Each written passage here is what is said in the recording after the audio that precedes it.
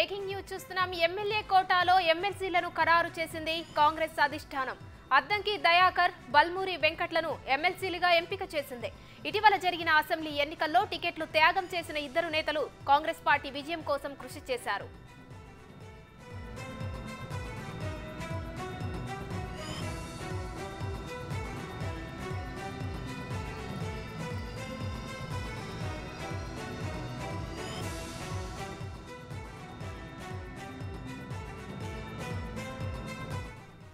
MLA కోటాలో ఎమ్మెల్సీలను ఖరారు చేసింది కాంగ్రెస్ అధిష్టానం. అద్దంకి దయాకర్, బల్మూరి వెంకట్లను ఎమ్మెల్సీలుగా ఎంపిక చేసింది. ఇటీవల జరిగిన అసెంబ్లీ ఎన్నికల్లో టికెట్లు త్యాగం చేసిన ఇద్దరు నేతలు కాంగ్రెస్ పార్టీ విజయం కోసం కృషి చేశారు.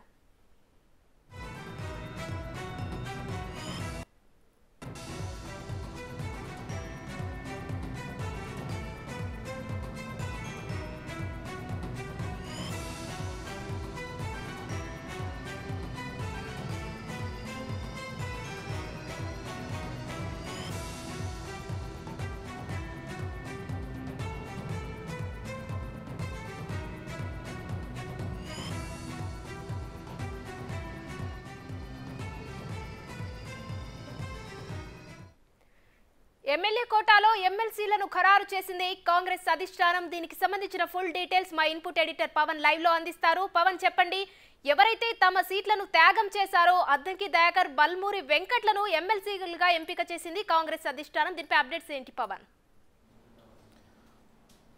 2 మండలి స్థానాలు ఖాళీ అయ్యాయి. ఇటీవల నోటిఫికేషన్ కూడా జారీ అయింది. దీనిపైన పెద్ద ఎత్తున కాంగ్రెస్ పార్టీలో ఆశావహులు అయితే ఉన్నారు. ఇప్పటికే అటు ఎమ్మెల్యే కోటాలో వేర్వేరు వ్యక్తులు ఎమ్మెల్సీ సభ్యత్వాన్ని, మండలి సభ్యత్వాన్ని ఆశించారు. కానీ కాంగ్రెస్ పార్టీ మొదటి నుంచి కూడా చెప్తూ వస్తుంది, ఆ పదవుల పంపకంలో నామినేటెడ్ పదవులు నియామకాల్లో కానీ అటు పార్టీ పటిష్టతకు, పార్టీ విజయానికి పనిచేసిన వారికి పెద్దపీట వేస్తామంటూ చెప్తూ వస్తున్న నేపథ్యంలో ఇప్పుడు ఎమ్మెల్సీలుగా ఇద్దరు నేతలకు అవకాశం కల్పించింది. ఎన్ఎస్యుఐ అధ్యక్షుడిగా ఉన్న కాంగ్రెస్ పార్టీ విద్యార్థి విభాగం ఎన్ఎస్యుఐ అధ్యక్షుడిగా ఉన్న మెదక్ జిల్లాకు చెందిన బల్మూరి వెంకట్తో పాటు అటు నల్గొండ జిల్లాకు చెందిన మాల సామాజిక వర్గానికి చెందిన అద్దంకి దయాకర్ను ఎమ్మెల్సీ అభ్యర్థులుగా కాంగ్రెస్ పార్టీ అధిష్టానం ప్రకటించింది. వీళ్ళిద్దరూ కూడా ఎమ్మెల్యే కోటాలో ఎమ్మెల్సీలుగా నియామకం కానున్నారు. అయితే అటు అద్దంకి దయాకర్కు వాస్తవానికి తుంగతుర్తి నియోజకవర్గ సీట్ ఇవ్వాలని భావించినప్పటికీ అనివార్య కారణాలతో అక్కడ వేరే వాళ్ళకి టికెట్ ఇవ్వాల్సి వచ్చింది. కానీ ఎక్కడ కూడా అసంతృప్తి వెళ్ళగక్కకుండా ఖచ్చితంగా పార్టీ నిర్ణయానికి కట్టుబడి పార్టీ అభ్యర్థి విజయానికి కృషి చేశారు. స్వయంగా సీఎం రేవంత్ రెడ్డి కూడా అనేక సార్లు అద్దంకి దయాకర్ పార్టీ కోసం త్యాగం చేశాడు, పార్టీ అభ్యర్థి విజయానికి కృషి చేశాడు కాబట్టి ఖచ్చితంగా అతనికి సముచిత స్థానం కల్పిస్తామంటూ చెప్తూ వచ్చారు.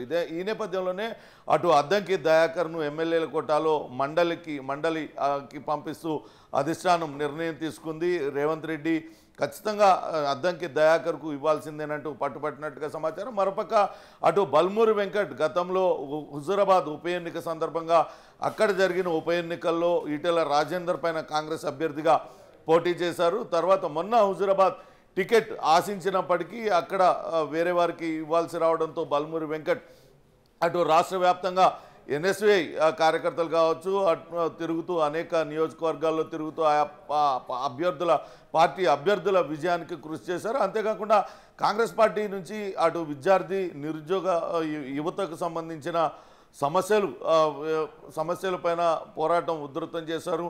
అటు గత ప్రభుత్వంలో ఏదైతే విద్యార్థులకు వ్యతిరేకంగా, నిరుద్యోగులకు వ్యతిరేకంగా తీసుకున్న అనేక నిర్ణయాలపైన క్రియాశీలకమైన పాత్ర బల్మూరి వెంకట్ పోషించారు. పెద్ద ఎత్తున నిరసనలు తెలియజేయడంతో పాటు పలు సార్లు ఆయన ఈ కేసుల విషయంలో అరెస్ట్ అయ్యి జైలుకు కూడా వెళ్ళవలసి వచ్చింది. ఆయన కూడా కాంగ్రెస్ పార్టీ విజయానికి, కాంగ్రెస్ పార్టీ గొంతుగా వినిపించడానికి కీలకంగా చాలా క్రియాశీలకంగా పనిచేసిన నేపథ్యంలో ఆయనకు ఎమ్మెల్యే కోటాలో ఎమ్మెల్సీగా ఆయనకు కూడా స్థానం కల్పించినట్లయింది. మొత్తంగా అటు సామాజిక సమతుల్యం పాటించారు. ఒక ఎస్సీ అభ్యర్థి అటు మాల సామాజిక వర్గానికి చెందిన అద్దంకి దయాకర్తో పాటు ఇటు వెలమ సామాజిక వర్గానికి సంబంధించి మెదక్ జిల్లాలో బలమైన సామాజిక వర్గంగా ఉంది. అటు వెలమ సామాజిక వర్గానికి సంబంధించిన వ్యక్తికి ఇటు ఎమ్మెల్సీగా పదవినిచ్చారు. రాబోయే రోజుల్లో నామినేటెడ్ పోస్టుల భర్తీలో కూడా ఇదే సామాజిక న్యాయం పాటిస్తూ అటు కాంగ్రెస్ పార్టీ విజయానికి కృషి చేసిన ప్రతి ఒక్కరికి కూడా అవకాశం కల్పిస్తామంటూ చెప్తున్నారు. ఇప్పుడు ఈ 2 ఎమ్మెల్సీ సీట్ల అభ్యర్థుల ఖరారు చేయడం ద్వారా కాంగ్రెస్ పార్టీ ఖచ్చితంగా కాంగ్రెస్ పార్టీ విజయం కోసం పనిచేసిన వాళ్ళకి తగిన గుర్తింపు ఇస్తుందనే ఒక మెసేజ్ను అయితే పాస్ చేసినట్లుగా అయింది. మొత్తం మీద ఈ ఇద్దరు నేతలు కూడా త్వరలోనే ఎమ్మెల్యే కోటాలో ఎమ్మెల్సీలుగా ప్రమాణ స్వీకారం చేయనున్నారు. ఎస్ పవన్, అలాగే చాలా వరకు టికెట్లు దక్కకపోయేసరికి చాలా మంది పార్టీని వీడ సందర్భాలు కూడా మనం ఎలక్షన్స్ కు ముందుకు చూసాం. కానీ తమ టికెట్లను త్యాగం చేసినటువంటి ఈ ఇరువురి కోసం ఇప్పుడు ఎమ్మెల్యే కోటాలో ఎమ్మెల్సీలుగా వీరిని నియమించబోతుంది. మరి దీనిపై కాంగ్రెస్ శ్రేణులు ఎలా రెస్పాండ్ అవుతారు? ఖచ్చితంగా కాంగ్రెస్ శ్రేణులు అందరూ కూడా కొంత ఆనందం వ్యక్తం చేస్తున్నారు. కష్టపడి పనిచేసే వాళ్ళకి, పార్టీకి లాయల్గా ఉన్న వాళ్ళకి దక్కిన గుర్తింపుగా దీన్ని భావిస్తున్నారు. వాస్తవానికి ఎమ్మెల్యే కోటాలో ఎమ్మెల్సీలుగా అనేక మంది పేర్లు ప్రస్తావనకు వచ్చాయి. అటు కాంగ్రెస్ పార్టీ వర్కింగ్ ప్రెసిడెంట్గా ఉన్న మహేష్ కుమార్ గౌడ్, అట్లనే గతంలో ఎమ్మెల్యేగా పనిచేసిన ఈరావత్రి అనిల్, పద్మశాలి సామాజిక వర్గానికి చెందిన ఆయన, ఇటు బీసీ సామాజిక వర్గానికి చెందిన అనేక మంది గతంలో మొన్న పార్టీకి టికెట్లు వారికి కొన్ని కారణాలతో ఇయ్యలేరు. కానీ పార్టీ అభ్యర్థుల విజయానికి వాళ్ళందరూ కూడా చాలా తీవ్రంగా కృషి చేశారు. వాళ్ళందరికీ కూడా ఇవ్వాలని భావించినప్పటికీ కొన్ని కారణాలతో ప్రస్తుతానికి అద్దంకి దయాకర్, అట్లనే బల్మూరి వెంకట్కు ఇచ్చారు. తగిన గుర్తింపు ఇప్పుడు ఈ కేవలం ఎమ్మెల్సీ అభ్యర్థులుగానే కాదు, వేరే ఇంకా నామినేటెడ్ పోస్టులు కూడా ఉన్న నేపథ్యంలో ఖచ్చితంగా పార్టీ కోసం, పార్టీ విజయం కోసం పాటుపడిన ప్రతి ఒక్కరికి కూడా తగిన న్యాయం చేస్తామంటూ అటు రేవంత్ రెడ్డి ఇప్పటికే హామీ ఇచ్చారు. నిజానికి ఇప్పుడు జరిగిన ఎమ్మెల్యే కోట ఎన్నికల్లో అటు ఈరావత్రి అనిల్ కూడా ఆ టికెట్ను ఆశించారు. అట్లనే షబ్బీర్ అలీ పేరు కూడా విస్తృతంగా వినిపించింది. షబ్బీర్ అలీ అటు కామారెడ్డి నుంచి పోటీ చేయాల్సి ఉంది, కానీ అనివార్య కారణాలతో ఆయన వేరే నియోజకవర్గంలో పోటీ చేసి ఓటమి పాలయ్యారు.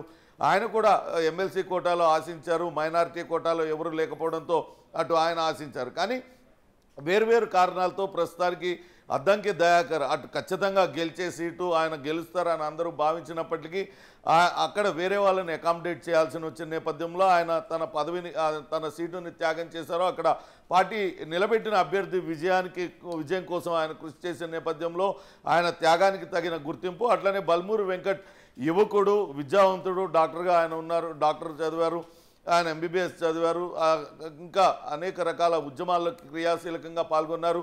విద్యార్థి నిరుద్యోగ సమస్యలను ఆయన తీసుకెళ్లి ప్రభుత్వానికి వ్యతిరేకంగా, గత ప్రభుత్వానికి వ్యతిరేకంగా చాలా పెద్ద ఎత్తున పోరాటం చేశారు. ఈ క్రమంలో అనేకసార్లు జైలుకు వెళ్ళిన నేపథ్యంలో వాళ్ళిద్దరూ పార్టీ కోసం చేసిన త్యాగాలు కావచ్చు, పార్టీ అభ్యర్థుల విజయం కోసం చేసిన కృషిని గుర్తించి వాళ్ళిద్దరికీ కూడా ఆ టికెట్లు ఇవ్వడం జరిగింది. మిగతా వారు కూడా ఇటు మహేష్ గౌడ్ కావచ్చు, ఈరావత్రి అనిల్, వీళ్ళకు కూడా తగిన న్యాయం చేస్తాం. త్వరలోనే నామినేటెడ్ పోస్టుల భర్తీలో వీళ్ళందరికీ కూడా తప్పనిసరిగా వాళ్ళందరికీ కూడా పదవులు దక్కుతాయనేది అటు రేవంత్ రెడ్డి హామీ ఇస్తున్న పరిస్థితి అయితే ఉంది.